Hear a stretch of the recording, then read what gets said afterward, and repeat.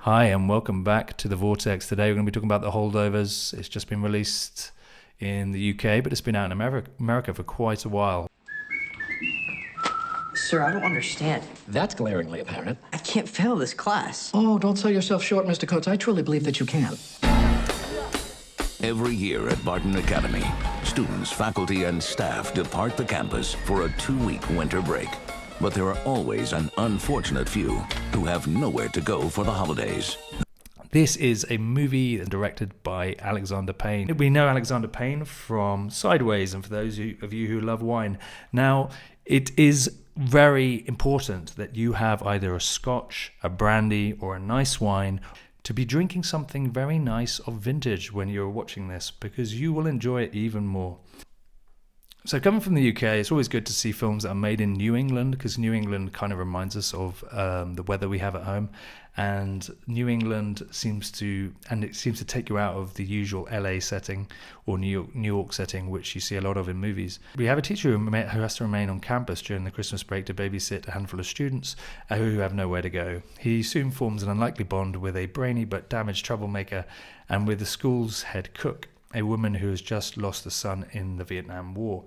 I went to private school myself, so I sort of recognized this subject matter. There was a lot of people who had to be left over holidays, and even in my situation, I was picked up late, sometimes told to stay over more days because my family couldn't pick me up, and it does put you in this kind of weird, quirky situation. So I do like the subject matter, and I like that Alexander Payne is able to kind of produce material and stories out of something that could be really just avoided or thought of as mundane, but he looks into these and he manages to draw out some really funny, quirky moments and some more serious, heartbreaking moments too, and I really commend him for that.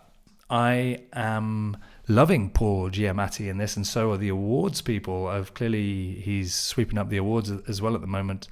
I think he's a brilliant actor. I'm not think he's doing anything different to what he's done before, which is just acting really well, and he can just do what he does best, right? He's always Paul Giamatti. You cannot replicate whatever he's doing. The student is Dominic Sessa, who's also very good, and he's not obvious. He's strange. He's weird, and I think he holds his own very well. Divine Joy Randolph is clearly very, very good, and she actually brings the movie to another level that it needs. Otherwise, I think it would have been a little bit less interesting without her presence in the movie. This is the kind of Christmas movie I like to see, because it's not about a happy, perfect Christmases or Christmases where the turkey's been put in the microwave and been overcooked. This is actually about a serious subject matter, and kind of says, look, Christmas isn't great for everybody. And is it great for anybody? It can be a heart-wrenching time for a lot of people, and this kind of gives you that kind of sense of Christmas, the crunch of the snow. And even when the Christmas tree turns up, it's not decorated brilliantly. And it kind of reminds me of a real Christmas and actually what Christmases are like. So this is probably a movie that I will like to watch to get me in the mood for Christmas. I really like the aesthetic of this film. It looks beautiful. I don't know what camera it was filmed on, but it's got a lovely